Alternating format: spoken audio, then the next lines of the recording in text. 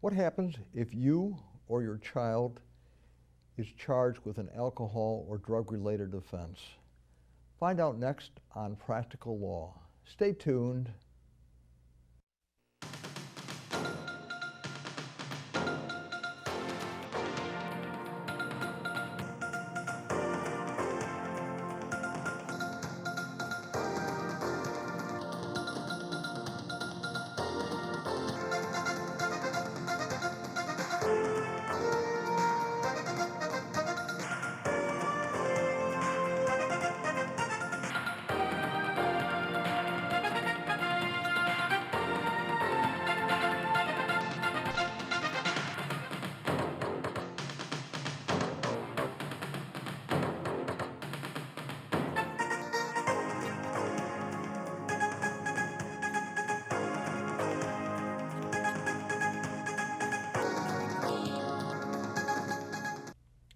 Welcome to Practical Law. I'm your host, family law and divorce attorney Henry Gornbein. I'm also pleased to say that Practical Law is now being sponsored by the Oakland County Bar Association. Recently we had St. Patrick's Day, and I was talking to one of the judges in Oakland County who was telling me that her daughter, who was underage and in college, was telling her that she did not drink on St. Patrick's Day, but a lot of her friends did, and of course, the bars were raided. So today we're going to be discussing issues involving drinking and driving and also the impact on underage drinking with my guest, Attorney Sabrina Cronin. Sabrina, welcome to Practical Law. Hi, thank you so much. Why don't you first of all tell our viewers about your background and a little bit about you?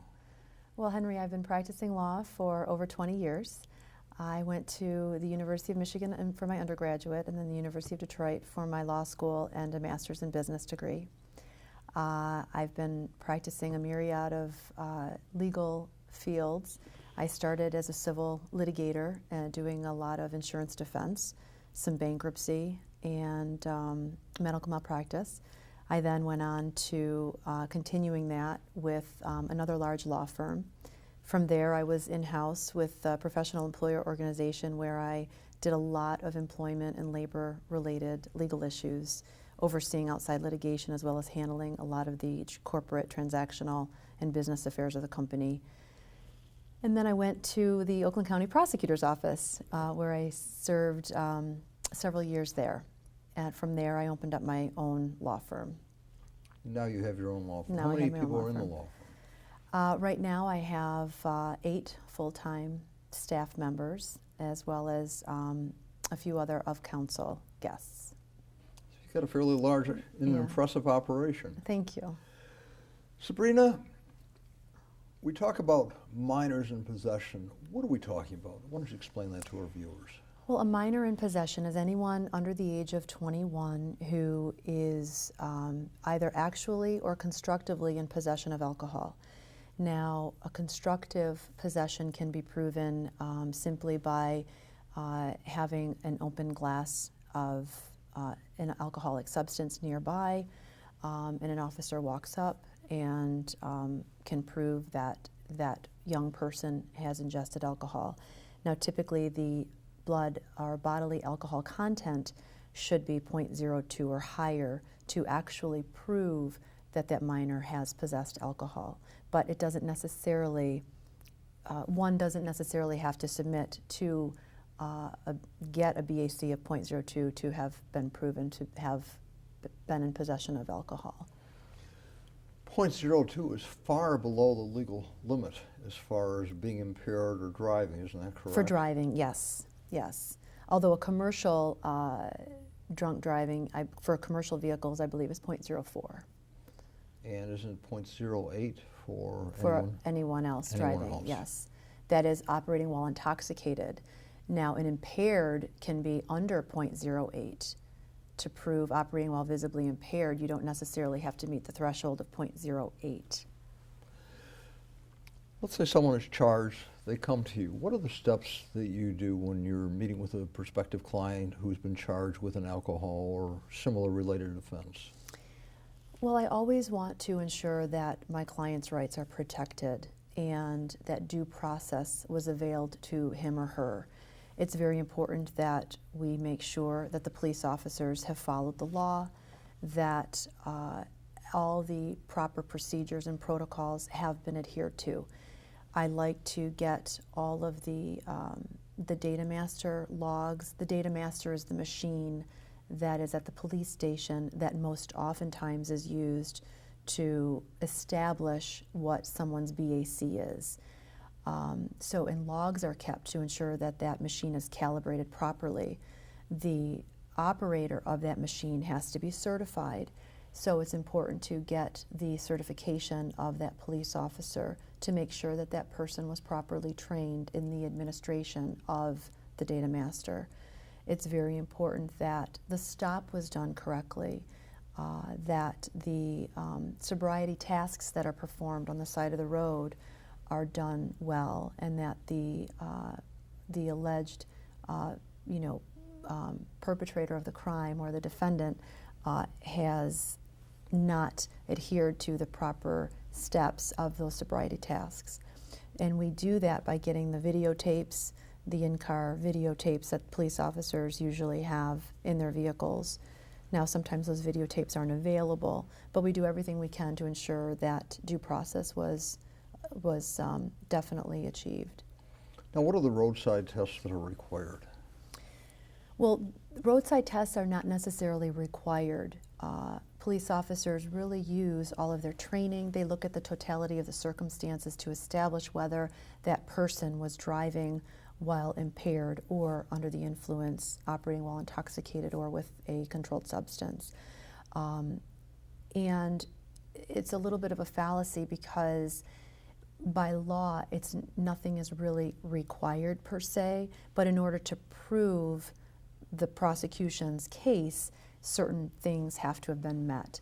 So there's tests such as nystagmus. Nystagmus is when a police officer takes a pen or a flashlight and has that person's eyes follow the light, and nystagmus is when the eyes bounce at a certain deviation or a certain set point. Then they have tests to do whether they're following instructions properly, counting, doing the alphabet. And a lot of times the officer will say, we'll count up to 9, and if that person doesn't stop at 9, then they didn't follow the proper instruction. Or, balancing tests. Can you walk heel to toe? Can you lift one leg and stay there for a period of so many seconds? So there's a myriad of tests that are performed, including a preliminary breath test. And that preliminary breath test is not admissible in court, but it is used to establish probable cause to arrest. I always thought that shows you how much I know about this whole area of the law, but I always thought the tests were admissible, and I always thought that you could refuse it, but isn't there a presumption against you if you refuse to take the test, or is... Well, the preliminary breath test at trial is not admissible, but the sobriety tasks are admissible. The sobriety tasks are used, as well as the PBT, to help the officer to determine in totality whether this person was drinking or driving under the influence. Did I answer your question? Yes. Now, let's say someone refuses to take the test. The PBT? That's a civil infraction. Okay. To refuse the PBT is a civil infraction. To refuse the data master, however, is a harsher penalty, and the Secretary of State imposes a hard suspension. Now, what is the data master exactly? The data master is the machine that is at the police station, and it's a real big machine in a room where the person has to blow in it. They are observed for a period of 15 minutes prior to, and that person operating the machine, typically a certified, it has to be a certified police officer who has done a lot of training in that testing arena, and that is what I was referring to earlier, that they have to make sure they're certified as a data master operator in order to run that machine and test the individual. So they have to make sure that that person hasn't regurgitated, hasn't swallowed anything, hasn't put his or her hands to his or her mouth. It's a very strict process, if you will, and typically that room is videotaped. So we can always, most oftentimes, see the videotape of the operation of the data master. And that is admissible. Yes, those slips are admissible. Okay. When we're talking about super drunk, what do we mean? I know that's a change in the law within the last couple of years, I believe. Yes, it's been, I believe it's been a few years now. It's .17. The legislation in Michigan has pushed through the super drunk driving law, and it imposes much more penalties, not only with the Secretary of State, but also penalties in the court system as well. It's .17 or higher. If you either blow with the data master of .17 or higher, or you have a blood alcohol content, with a blood result, it's .17 or higher, you will be charged with super drunk driving. Isn't it true that body size has a lot to do with it too? Like a woman is going to become intoxicated, assuming it's, let's say, a woman who's like 120 or 115 pounds versus a man who's maybe 180 pounds. Is that correct?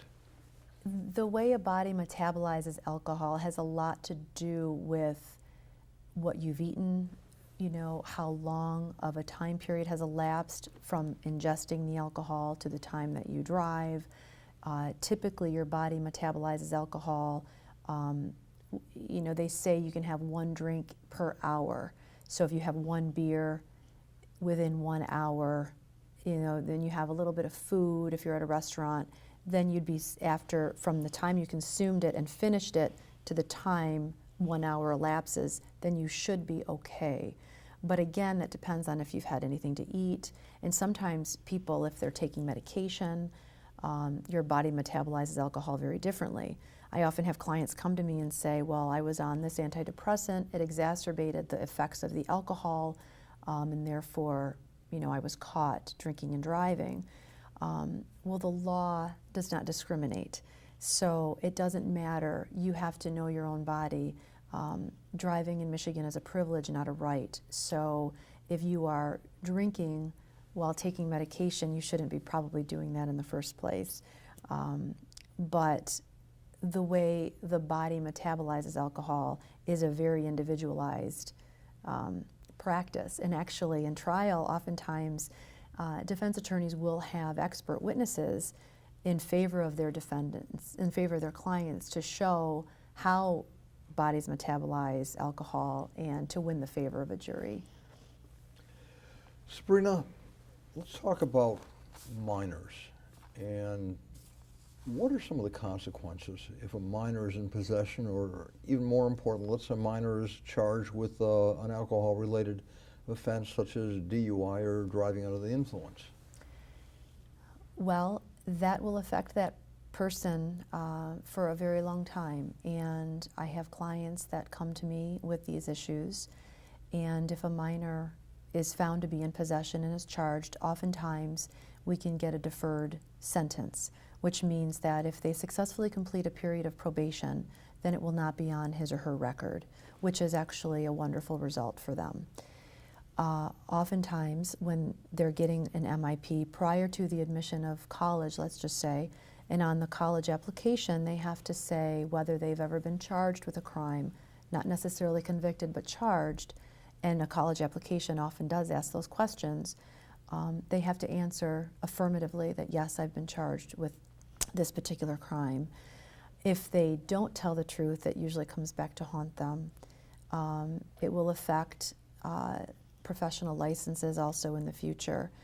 If a minor is caught driving while under the influence, then it affects that minor's ability to get a full license down the road. Their license will be restricted for a lot longer time period, and it will always be used to enhance a drunk driving down the road.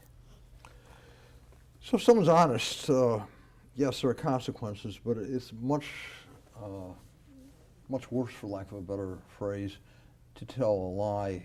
If you're caught later, it could really impact upon your ability to get into a college or even be licensed as a professional, whether in medicine or law, etc. Absolutely. It's always better to tell the truth and just to be upfront with it and to acknowledge, that yes, I'm a good person, but I did make a bad mistake. I've made a bad choice, but I've taken full accountability. I've rectified this behavior, and I'm making good decisions here on out. Sabrina, what is the legality of DUI checkpoints in Michigan? First of all, tell us what those are. Well, they're not legal in Michigan. Okay. There was a Supreme Court case that actually ruled on that a while ago, but there are legal checkpoints in surrounding states, and in Michigan it's not allowed. And what the question is whether a police officer or several police officers can have a checkpoint and just randomly stop individuals, or cars rather. Let's just say there was a checkpoint, leaving a certain bar. Well, those aren't legal. That's in violation of one's constitutional rights. In some states, they've upheld checkpoints, sobriety checkpoints. The federal agencies allow checkpoints, let's just say Border Patrol, for immigration status and things like that, but not in Michigan for sobriety. So, in Michigan, you just have to see something that leads you to make a stop, such as erratic driving, speeding, or running a red light, or some other act, and then you might have cause to look further. As a police officer? Yes. Yes, they can stop you for simply finding that you're weaving in your own lane, or you fail to use your turn signal. It's a very low threshold that a police officer can have to stop. And once they stop, if in the totality of circumstances they observe that your eyes might be a little glossy or red, or they smell the odor of intoxicants. Intoxicants is the operative word, as opposed to alcohol, because alcohol doesn't have an odor. But if they can smell intoxicants on your breath or in the car, that's enough to continue the search. What about consequences for an aggravated situation, and what do we mean by that? Well, such as a traffic accident or alcohol causing an accident. Right. There's that, and there's also if someone's driving with children in the car. There's a lot of other ramifications that will occur. Child endangerment charges can be pressed if there's an alcohol-related traffic accident, or God forbid, an accident causing death. There's many more serious penalties that will accrue. I know I had a case, this is a number of years ago, in my family law practice, where I was representing a woman who was stopped for DUI, and she had the children in the car, and basically she lost custody. So that, yes, absolutely, and it can translate into very bad things in divorce situations. Exactly. Yeah, and I've had clients that have been going through a divorce get drunk driving because they're stressed, they need a release, they're going through a lot of emotional issues, and they turn to alcohol, and they're good people just going through a difficult time, and they make a bad choice, but it does have further ramifications for many other areas of their lives. Sabrina, when you're dealing with an alcohol or drug-related case, most of them plead out, isn't that correct? The majority do. Let's say you go to trial. Would you always insist on a jury trial, or are there times when you might waive one? It depends on the issues. Typically for drunk driving, when the officers have followed all the proper procedures, when there are no evidentiary issues, when there are no issues with the data master or the blood being admitted, and the client just insists on going to trial because they need that, they cannot have that conviction on their record for whatever reason, whether it be that they be a professional and they can't have that drunk driving conviction, then you're appealing to the sympathy of a jury. So you would want the jury to oversee that case. If there is an evidentiary issue, let's just say with the data master, and it goes to weight, not admissibility of the BAC, or there's evidentiary issues relative to the stop, then, and if the judge hasn't already decided on these legal issues prior to trial and it's going to be encompassed within the trial, then I would say a judge would be a better fact finder, because then that person really can understand those issues. How important are the judges? And I know we're sitting in probably the toughest court when it comes to alcohol-related offenses, about 200 yards from here. Can you comment on some of the various jurisdictions and attitudes? Well, I've practiced in almost all the districts, actually, many within Michigan, almost all in the southeast, Michigan area, and it's practicing law relative to representing clients in drunk driving can be difficult, because I do see both sides of the whole issue relative to drunk driving. I see the how hands are so tied as a judge trying to represent the citizens of that district and of the county and making the drunk driver be accountable. I also understand that good people do make bad decisions from time to time, and they do get a second chance. That being said, if you do have an issue with alcohol, then I encourage my clients to seek help, because so many people suffer when an alcoholic does not face his or her problems. But outside of that, when you go to different districts, let's just say, I know several districts, when they impose a sentence for drunk driving, many times the probation is only 3 months or 6 months, whereas in other districts you can see jail time for a similar offense. In my opinion, I would hope that in time that there is a little more consistency in treatment, so that one is not so, the treatment is not so disparate relative to the same offense.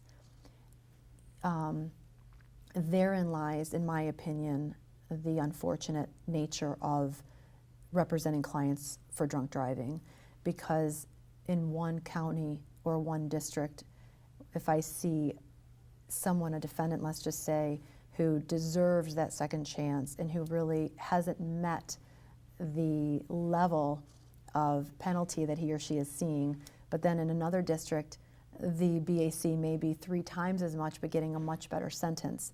In my opinion, that's not fair. So it's highly subjective, and it's just a matter, of course, if you're drinking, don't drive, but if you do, if you're caught in certain districts, you're going to face much more severe consequences. Yes. So it's like a lotto or rolling the dice, so to speak. Absolutely. And I believe it's unfortunate that such disparate treatment does occur. What about sobriety courts? I know those are happening more and more. Do you find those are effective? I absolutely find they're effective, and I've had several clients actually be lucky enough to be admitted to sobriety courts. It's not easy. It actually is much more taxing on the individual, because there are that many more requirements to have to meet in order to stay in sobriety court. But for someone who does need help, for someone who does need that support system, it enables them a much better opportunity and a much more likelihood of success if they avail themselves of of everything sobriety court has to offer. In addition, you can get your license back that much sooner if you are a repeat offender through sobriety court. I don't know if there's one in the 48th district, but I know Judge Jody Dobrecht, who's been on this show, I know she has one, I think, in Waterford, where her courtroom is. There are many district courts that allow sobriety court now. Some of them do restrict it to the citizens within that district. Some of them allow for more room. It just depends on the rules and the policies and procedures within that court. What do you find most difficult about this area of law with regard to, alcohol and drug-related offenses and driving?